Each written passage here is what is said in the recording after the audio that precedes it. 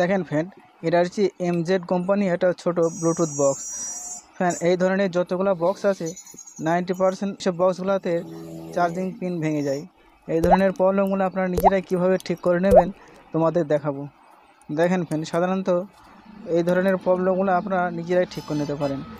দেখেন ছোট ছোট কিট আছে, ছোট কিটের চার্জিং কানেক্টরটা ভেঙে যায়, কাস্টমার চার্জ দেওয়ার সময় ভেঙে যায়। 90% বক্সগুলোরই চার্জিং কানেক্টর ভেঙে যায়।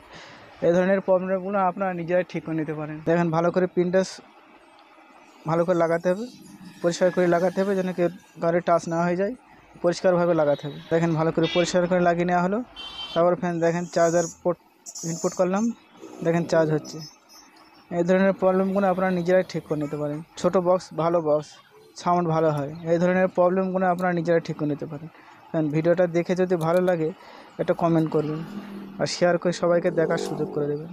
আর পেজটাকে ফলো দেওয়া না থাকলে পেজটা ফলো দিয়ে রাখবেন, তাতে কী হবে, নেক্সট পরবর্তী ভিডিও দিলে আপনার কাছে পৌঁছে যাবে।